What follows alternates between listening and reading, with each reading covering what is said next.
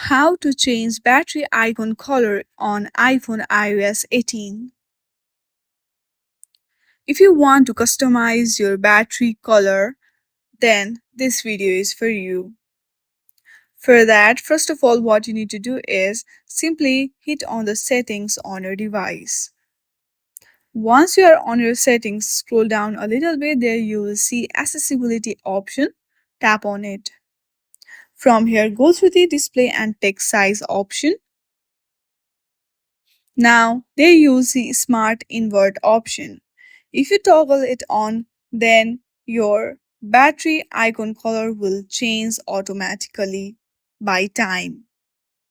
The other thing you can try is go through the battery, and if you toggle on the low power mode, then also your battery icon color on your iPhone will be changed.